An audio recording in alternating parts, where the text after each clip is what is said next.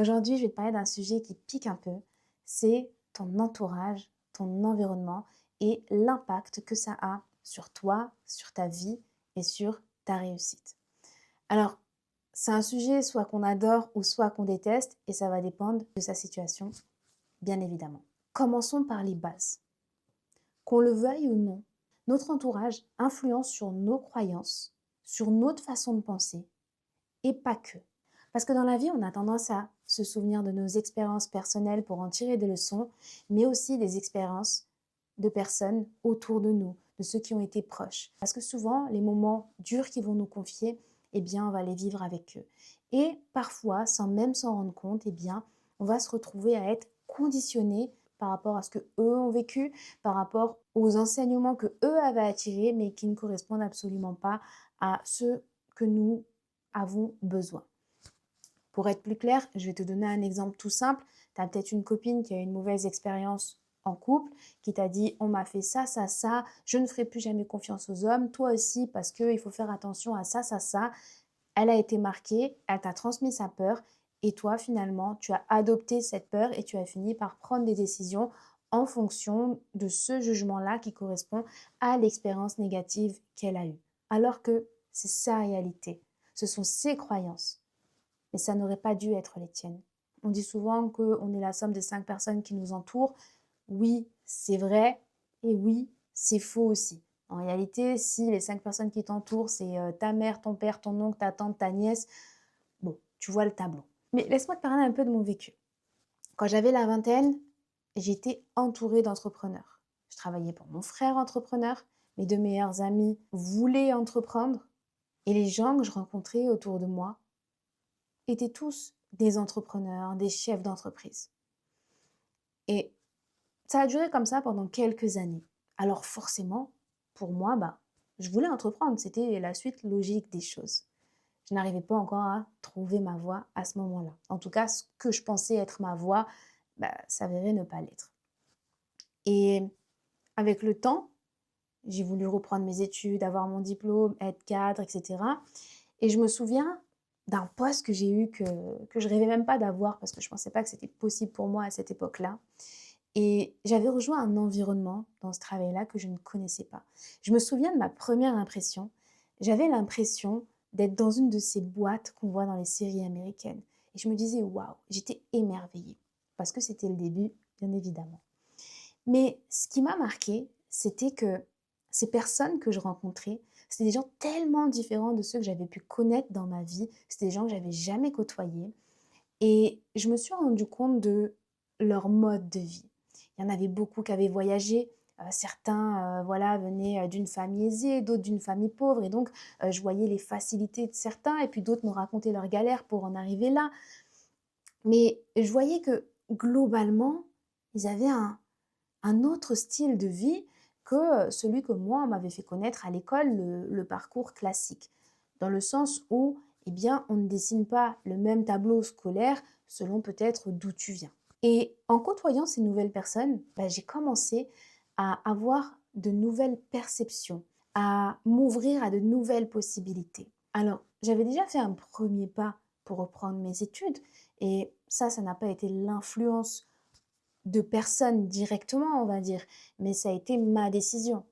Par contre, le fait de me retrouver entourée de personnes ambitieuses, certes, qui n'étaient pas entrepreneurs, mais voilà, qui avaient des profils assez ambitieux, qui avaient de beaux parcours, ça m'a donné cette envie et cet élan, moi aussi, de vouloir aller plus loin et de faire plus et d'aller à l'étranger. Et c'est ce qui m'a permis, une fois que j'avais fini mon contrat, je me suis dit, voilà, euh, dans 3 semaines, il faut que je sois à l'étranger. Il faut que j'aille apprendre une langue, il faut que je fasse autre chose.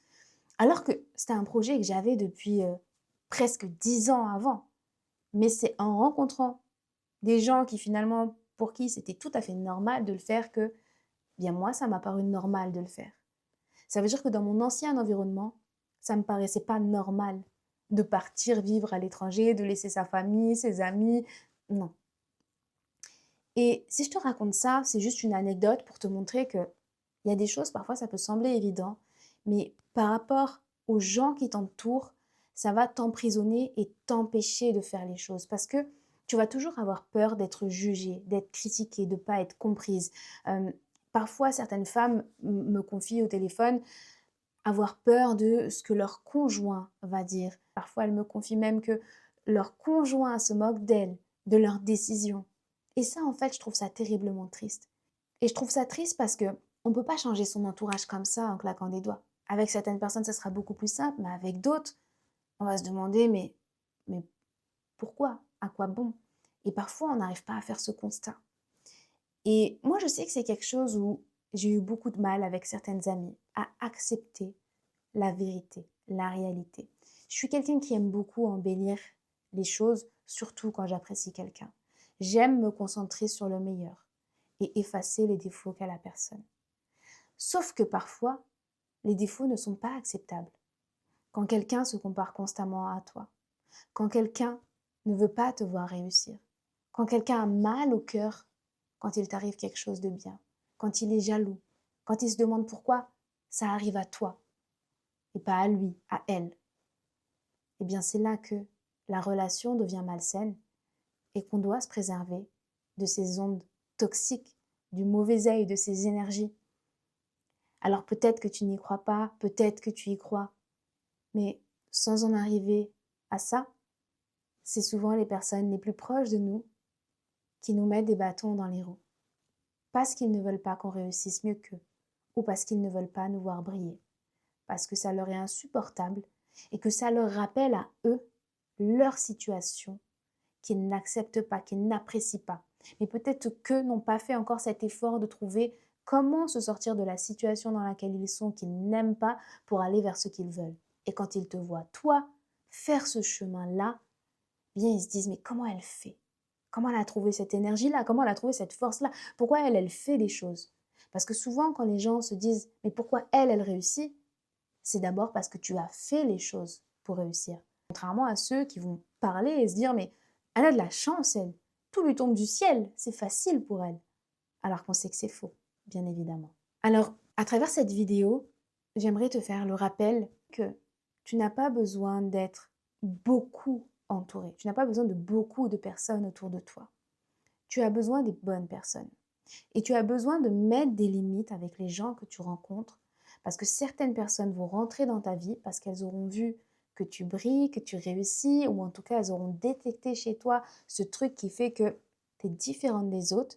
Et en fait, elles vont vouloir aspirer ton énergie, rester près de toi, te coller, te vampiriser comme ça et ne plus te lâcher.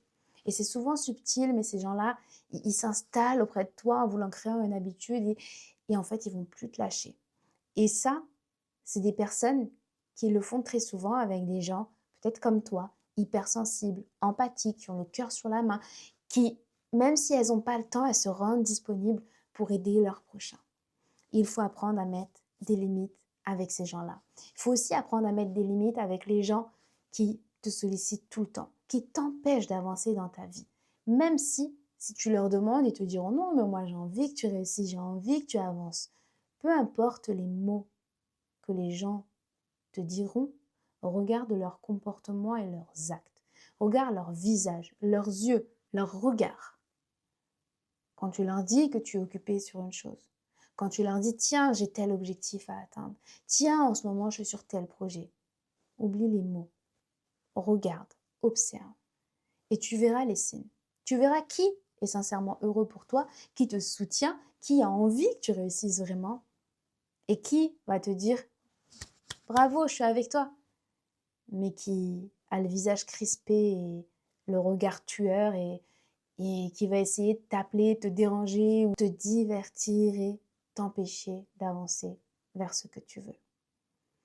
Et je pense que à l'école, au collège, au lycée, on a eu tellement différentes expériences avec les gens, avec les amis, que on est passé, ou en tout cas moi personnellement, je suis passée par tellement de choses. Je pense que j'ai vu le pire chez les gens quand j'étais à l'école. Et je pense que les gens ne changent pas véritablement. Ou en tout cas, il y a peut-être une partie qui change, je l'espère, mais je pense qu'il y a une grande partie qui a juste appris en grandissant à porter un masque. Ça veut dire quoi? Ça veut dire que quand on était à l'école, on voyait qui était bon, qui était méchant. C'était simple. Et à l'âge adulte, faut comprendre que ces gens méchants, ils ont appris à être acceptés socialement, à porter un masque, à être hypocrite et à faire semblant d'être bienveillant. Parce que tout le monde fait semblant d'être bienveillant. Le problème, c'est que quand tu es dans l'entrepreneuriat ou même dans le salariat, en réalité, peu importe, quand tu as envie d'avancer vers tes objectifs, tu ne peux pas t'entourer de ces fausses personnes qui font semblant de te soutenir. Tu ne peux pas t'entourer de ces personnes qui veulent à tout prix savoir ce que tu fais dans la vie juste pour peut-être mieux te nuire derrière. Parce qu'on est toujours trahi par les gens les plus proches de soi. Choisis bien ton entourage. Choisis bien qui t'entoure. Parce qu'un bon entourage peut t'élever, peut t'aider, peut te motiver. Tu vois, quand tu es au fond du trou, avoir une bonne personne autour de toi, elle peut te prendre par la main et t'aider à te relever, te dire exactement ce que tu as besoin d'entendre pour avancer. Il y a certaines personnes avec qui tu vas parler 1 heure au téléphone, 2 heures, et tout ce poids que tu auras eu dans le mois va disparaître. Tu vas te retrouver rempli d'énergie positive et prête à aller de l'avant. Alors qu'au contraire, il y en a d'autres. À chaque fois que tu vas parler avec eux, ça te vide. Tu te sens vide à l'intérieur de toi. Tu sens comme si on t'avait volé quelque chose et tu te sens mal. Tu as une boule au ventre ou dans la gorge. Tu sens de l'oppression, de l'anxiété. Et ça, c'est juste parce que l'énergie des gens se ressent et on absorbe l'énergie des autres. On est comme des éponges. Donc, fais très attention à ce détail-là. Apprends à t'entourer. Et comme je le dis, il vaut mieux être peu entouré, mais que ce soit des personnes de qualité, qu'avoir beaucoup de monde autour de soi et du coup, potentiellement avoir beaucoup d'ennemis. Parce que tout le monde ne veut pas ton bien. Même si ça serait génial de pouvoir dire que tout le monde est gentil, tout le monde est bienveillant, qu'il n'y a rien à craindre, mais la réalité, elle n'est pas comme ça. Je le sais, tu le sais, on a tous vécu des expériences et justement, autant en tirer les leçons. Parce que tu vois, quand tu es entrepreneur, que tu as un business à gérer, ton énergie, c'est la chose la plus importante que tu as. Parce que tu peux avoir du temps, tu peux avoir de l'argent, mais si tu n'as pas l'énergie, tu n'as pas ta santé mentale, même physique, hein, mais tout ce qui est en termes d'énergie, si tu n'as pas ça, tu peux rien faire. Si j'ai pas l'énergie de faire une vidéo, je peux avoir le temps, je peux avoir le matériel, je peux avoir des scripts, je peux avoir tout ce qu'il faut pour me faciliter, mais je ne vais pas la faire, cette vidéo. Et ton énergie, c'est ce que tu as de plus précieux, mais c'est aussi ce que beaucoup essaieront de te voler. Parce qu'ils se diront, elle a ce que je n'ai pas. Est-ce que c'est vrai? Est-ce que c'est faux? Souvent, c'est des gens qui manquent de confiance en eux-mêmes, qui se sentent mal dans leur peau. Les gens jaloux, méchants, mauvais, c'est des gens qui avant tout sont extrêmement durs avec eux-mêmes et qui n'ont pas trouvé d'autre solution que de faire du mal aux gens pour les rabaisser, pour qu'eux puissent se sentir supérieurs aux autres. Parce qu'ils n'ont pas trouvé les ressources à l'intérieur d'eux pour avoir suffisamment confiance en eux et se sentir bien sans faire du mal aux gens. Ces gens-là sont autour de nous. Et quand tu as un business, tu dois préserver ton énergie. Et il faut vraiment comprendre que les gens autour de toi ont une influence sur toi directement, sur tes pensées, sur ce que tu vas créer, sur comment tu te sens. Et comment tu te sens détermine, eh bien, est-ce que tu vas avancer vers tes objectifs ou pas? Est-ce que tu as l'envie de passer à l'action ou pas? Est-ce que tu es motivé ou pas? Et très souvent, il y a des femmes que j'en appelle quand elles me disent qu'elles sont épuisées, fatiguées, qu'elles sont à bout, elles sont parfois limite dépressives, eh bien, c'est qu'elles vivent une situation dans leur vie où elles ont accepté de s'éteindre pour faire plaisir à une autre personne, à d'autres personnes, parce qu'elles ne savaient pas dire non, parce qu'on leur a appris à dire oui, à se faire petite, à ne pas trop faire de bruit. Tout ça pourquoi en fait? Parce que souvent elles vivent dans la peur. Je pense qu'on pourrait en parler des heures de l'environnement, de l'entourage, de son impact, du conditionnement. Parce que dans l'environnement, il n'y a pas que l'entourage, bien évidemment, il y a le milieu où on vit, il y a comment on nous a éduqués, il y a nos croyances, il y a vraiment plein de choses. On pourrait vraiment en parler pendant des heures. Mais là, je voulais vraiment que ce soit une vidéo assez simple, juste un rappel pour que tu puisses prendre de bonnes décisions rapidement. Peut-être que cette vidéo sera ton signe par rapport à une problématique que tu traverses et que ça t'aidera à avoir de la clarté sur ta situation, à reconnaître tout simplement ce qui est bon ou ce qui est mauvais pour toi. J'espère que cette vidéo t'aura plu et on se retrouve dans une prochaine vidéo. Bye!